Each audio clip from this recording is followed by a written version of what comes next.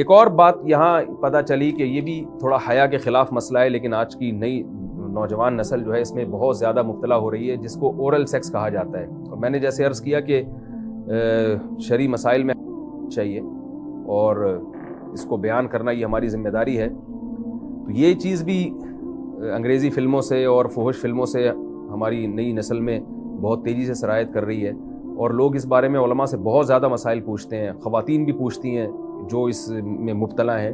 تو اس کا بھی مسئلہ یاد رکھیں کہ اللہ تعالیٰ نے حالت حیض میں زوجہ سے ہم بستری کو حرام قرار دیا کیونکہ اس میں گندگی ہے. باپ دیکھیں کہ وہ گندگی اس درجے کی نہیں ہے جتنی اورل سیکس میں گندگی ہوتی ہے. اگر اس میں ڈسچارج ہو جائے بندہ، انسان جو ہم بستری کرنے والا ہے زوجہ سے، وہ منہ میں ڈسچارج ہو جائے، تو آپ سوچیں کہ اللہ تعالیٰ شرمگاہ کو گندگی سے بچا رہے ہیں، جس کی وجہ سے حیض کی حالت میں ہم بستری کو حرام قرار دیا. تو منہ جس سے انسان کھانا کھاتا ہے، جس سے کلمہ پڑھتا ہے، اور جو انسان کے جسم میں سب سے اشرف عضو ہے، سب سے زیادہ معزز اور مکرم عضو ہے، اس میں ایسی گندگی کو ڈالنا کہاں سے جائز ہو سکتا ہے، کہاں سے حلال ہو سکتا ہے؟ تو آج بعض متجدد قسم کے لوگ جو ہے نا اس کو حلال قرار دے رہے ہیں، تو یہ بالکل غلط ہے. تو یہ بات خوب ذہن میں رکھیں کہ اورل سیکس کے ذریعے اپنی خواہش کو پورا کرنا اس طور پر کہ ڈسچارج ہو جائے انسان عورت کے منہ میں، بیوی کے منہ میں، یہ بالکل حرام ہے، بالکل ناجائز ہے.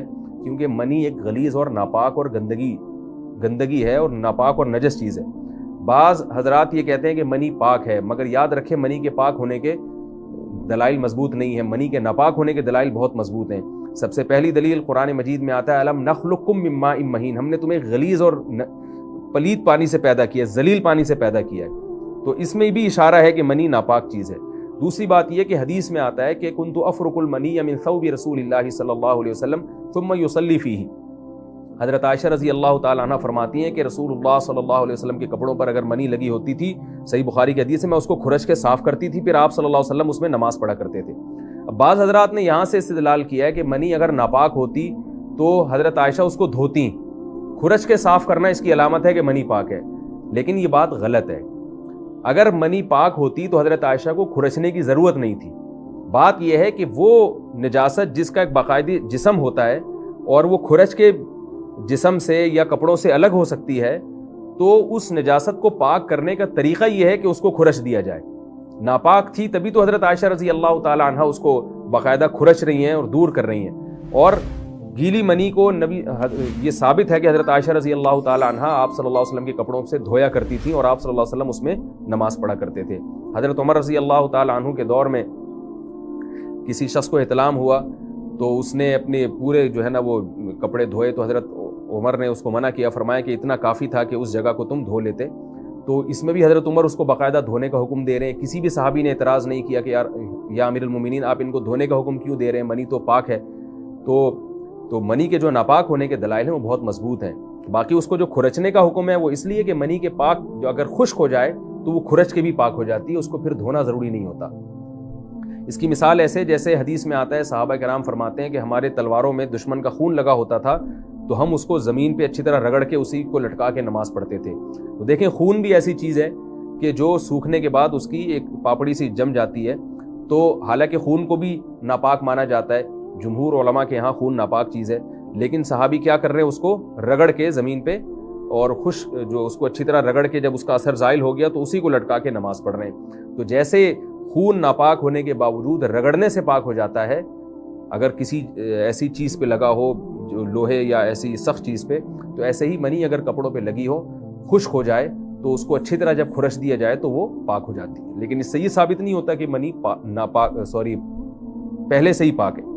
ایک اور دلیل منی کے ناپاک ہونے کی یہ ہے کہ جو مدی ہے، ٹرانسپیرنٹ پانی جو مرد کے جسم سے نکلتا ہے، وہ اگر جسم سے نکل جائے تو وضو فرض ہو جاتا ہے، اور منی نکل جائے تو غسل فرض ہوتا ہے. اب یہ کیسی بات ہے کہ مدی کے نکلنے سے جس سے وضو فرض ہو رہا ہے وہ تو ناپاک ہے، اور منی نکلنے سے جب غسل فرض ہو رہا ہے بڑی والی طہارت، اس کو ہم پاک قرار دیں. اس لیے امام ابو حنیفہ رحمہ اللہ تعالیٰ کا مذہب منی کے بارے میں کہ یہ نجاست غلیظہ ہے، اور امام مالک کا بھی یہی مذہب ہے. یہ مذہب بہت دلائل کے لحاظ سے قوی ہے. تو اس لیے عورت کے منہ میں ڈسچارج ہونا یہ بالکل حرام ہے، ناجائز ہے، گندگی ہے. اسلام میں اس کی قطعاً اجازت نہیں ہے. اور اگر ان ائمہ کا مذہب لیا جائے جو منی کو پاک سمجھتے ہیں. اس لیے میں یہ عرض کر رہا ہوں کہ بعض حضرات نے اس پہ فتویٰ دیا ہے کہ یہ چونکہ پاک ہے لہذا اگر یعنی کوئی شخص منہ میں بھی ڈسچارج ہو جائے تو یہ بھی جائز ہے. یہ 100% غلط فتویٰ ہے. اس لیے کہ جو حضرات اس کو پاک کہتے ہیں وہ بھی اس کو خبائث میں داخل کرتے ہیں, حرام چیزوں میں داخل کرتے ہیں. اس کا کھانا یا اس کا منہ میں ڈالنا وہ بھی جائز نہیں کہتے. تو اس لحاظ سے بھی یہ ناجائز ہے اور بہت ساری بیماریوں کا ذریعہ بھی ہے. دوسرا مسئلہ یہ ہے کہ اگر کوئی ڈسچارج نہیں ہوتا اورل سیکس کے ذریعے تو اس کا شرعی حکم کیا ہے؟ تو اس کا حکم یہ ہے کہ یہ انتہائی سخت درجے کا مکروہ ہے, ناپسندیدہ عمل ہے. اور اس کے سخت درجے کے مکروہ اور حرام نہیں ہے لیکن بہت زیادہ ناپسندیدہ اور شریعت کے مزاج کے بالکل خلاف ہے. اور اسلامی کلچر میں اس کا کوئی تصور نہیں تھا. یہی وجہ ہے کہ فقہاء کرام کے ہاں اس چیز کا تذکرہ بہت ہی محدود پیمانے پر ملتا ہے. یہ اس کی علامت ہے کہ مسلمان معاشرہ اس چیز سے بالکل بھی واقف نہیں تھا کہ یہ کیا ہوتا ہے. تو یہ چیز غیروں سے آئی ہے, غیر مسلموں سے ہمارے معاشرے میں, جو ان کی موویز دیکھ دیکھ کے, فحش فلمیں دیکھ دیکھ کے نوجوانوں میں اس چیز نے سرایت کیا. ورنہ یہ انسان طبی طور پر اس عمل سے بہت زیادہ نفرت کرتا ہے. کوئی بھی شریف الطبع آدمی ذہنی طور پر اس کے لیے تیار نہیں ہوگا. تو میں پھر بھی یہ کہہ رہا ہوں کہ بہرحال علماء اس کو ناجائز اور حرام نہیں سمجھتے, اس لیے کہ میاں بیوی ایک دوسرے سے جس طرح سے چاہیں استمتاع کر سکتے ہیں, لیکن سخت ناپسندیدہ بہرحال ہے اور مکروہ چیز ہے اور اس قابل نہیں ہے کہ اس کی حوصلہ افزائی کی جائے. یہ اس کے بارے میں ہے کہ جب یعنی جو ہے وہ ادخال کیا جائے اس فم کے اندر, اس جو ہے مرد اس میں باقاعدہ جو ہے وہ تلذذ حاصل کرے. اگر ایسا نہ ہو بلکہ باہر سے ہی استمتاع کیا جائے, جیسے بعض جگہ ایسا ہوتا ہے کہ کیا نام ہے, عورت کو اس چیز سے گھن آتی ہے کہ وہ اپنے منہ میں اس گندگی کو لے کر جائے, تو پھر بعض شوہر زوجہ کو مجبور کرتے ہیں کسنگ وغیرہ پر, تو یہ کم درجے کی کراہت ہے. یعنی یہ بھی ناپسندیدہ تو ہے مگر یہ اس درجے کا مکروہ, اس درجے کا ناپسندیدہ نہیں ہے. دوسری بات یہ کہ یہ جو میں نے پوری ڈیٹیل بیان کی ہے یہ اس صورت میں ہے اس کے مکروہ اور ناپسندیدہ ہونا کہ عورت اس کے لیے ذہنی طور پر آمادہ ہو.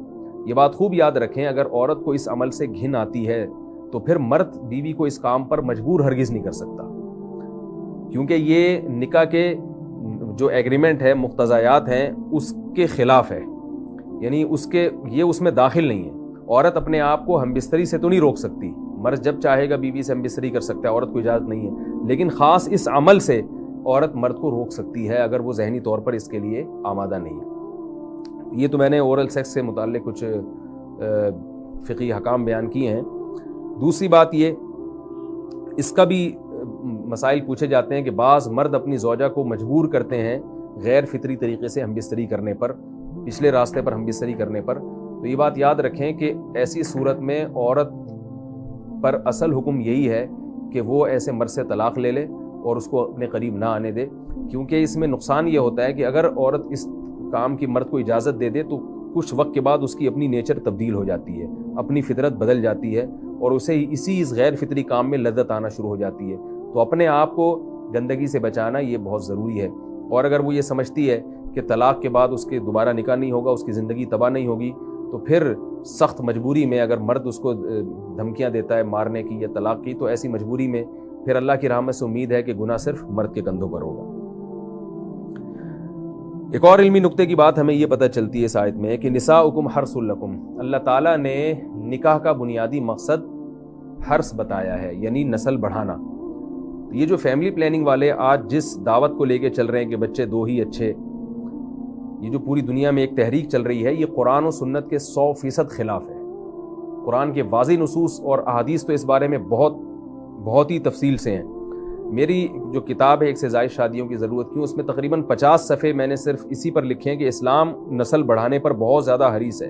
اسلام چاہتا ہے کہ مسلمانوں کی نسل بڑھے, اور اس پر جو لوگوں کے اعتراض ہوتے ہیں کہ رزق کی تنگی ہوگی, تربیت نہیں ہو سکے گی, اس تحریر میں ان تمام باتوں کے جوابات ہیں. تو وہ تحریر پڑھی جا سکتی ہے, چونکہ یہاں اس تفسیر میں اتنا زیادہ وقت نہیں ہے کہ میں اس 50 صفحوں کی تحریر کا خلاصہ آپ کے سامنے بیان کروں. اس خلاصے میں بھی اچھا خاصا وقت لگ جائے گا. تو یہ جو باتیں کی جاتی ہیں کہ رزق کم پڑ جائے گا اور جو ہے وہ لوگ بھوکے مرنا شروع ہو جائیں گے اگر نسل بڑھے گی, یا بعض دفعہ یہ کہا جاتا ہے بچوں کی صحیح طرح سے تربیت نہیں ہو سکے گی, یہ سب غلط باتیں ہیں.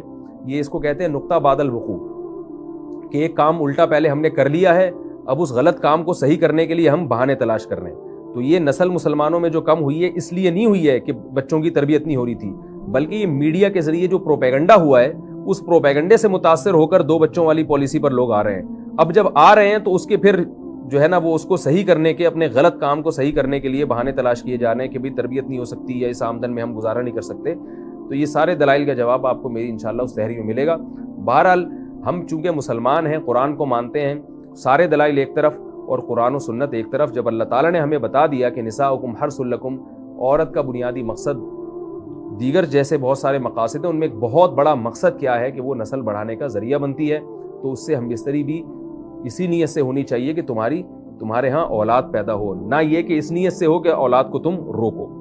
बाकी औलाद रोकने के फ़िक़ी हकाम क्या हैं, किन सूरतों में वक्ती ज़रूरत के पेश नज़र औलाद आप रोक सकते हैं, वो ज़रूरत पड़ने पर आप उलमा से पूछ सकते हैं, वो किताबों में लिखे हुए।